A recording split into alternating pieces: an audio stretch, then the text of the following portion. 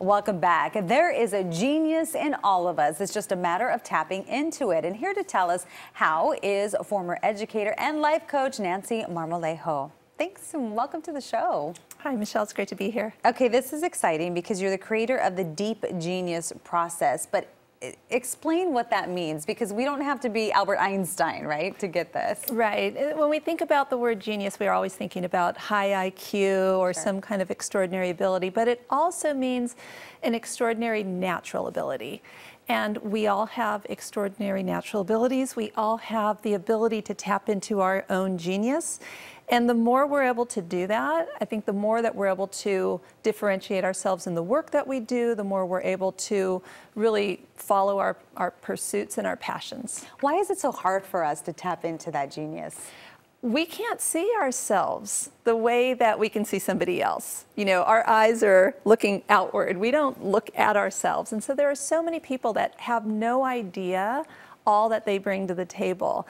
If somebody can observe them and reflect it back to them, it's incredible. You're like, that's me, really? Yes, that's you. So it's a matter of being able to understand it about yourself, being able to really claim it, and then being able to use that in how you identify yourself, your strengths, even what you do for a living. And does that help with your confidence then at work and then maybe projects you take on? Oh, definitely, because anytime that you differentiate yourself, you're telling the world what you are specializing in, what you are uniquely qualified to do. So it helps in the workplace because, you know, we live in a very competitive environment, especially here in the Bay Area, people competing for jobs. The more you can differentiate yourself, the better it is. And being able to highlight your deep genius, these extraordinary natural abilities of yours, really sets you apart.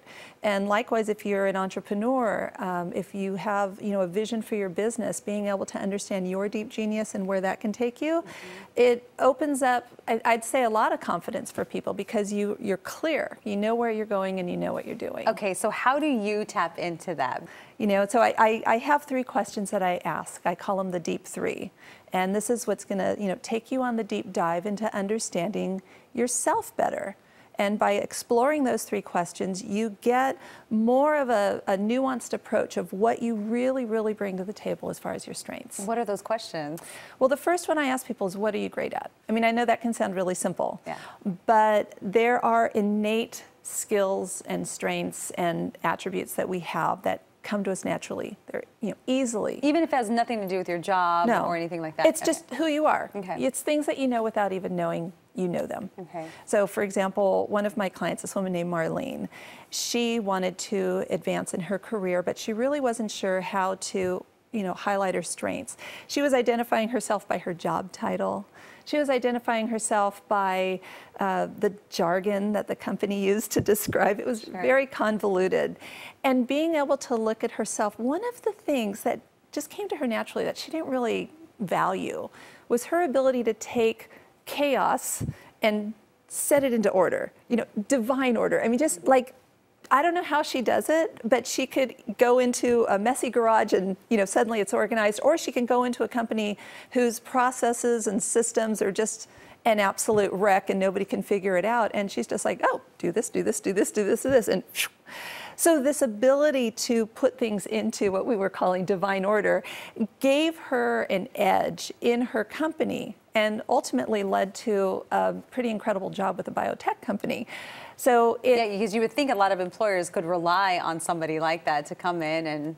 Right. But once a person has this idea of who they are and what they're all about, it definitely raises the confidence and it helps you set new goals as far as where you want to take your business or your career. Okay, so what are your strengths and then what else? Oh yeah. Question number 2, what are some learned experiences or trainings that awakened skills and strengths in you?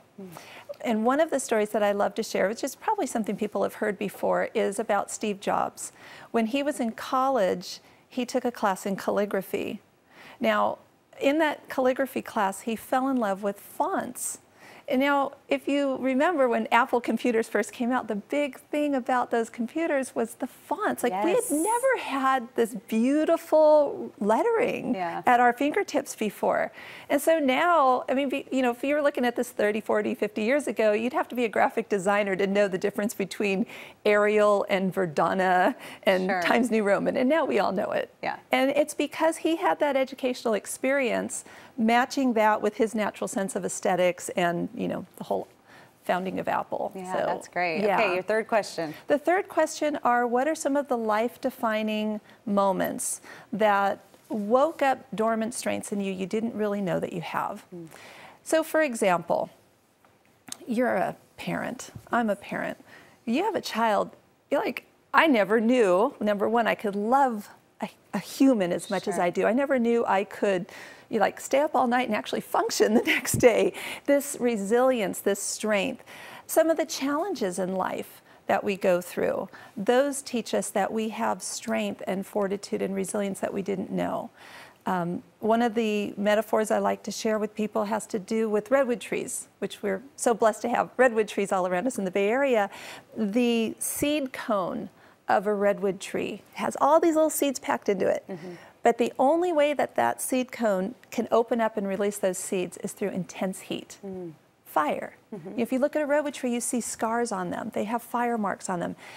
In our lives, sometimes we have those calamities, those tragedies, those things that happen, but it wakes something up in us that we couldn't have known any other way. Oh, yeah, you do such great work, obviously, and you're helping so many people out. How can we learn more about you? Well, I have a website. It's talentandgenius.com.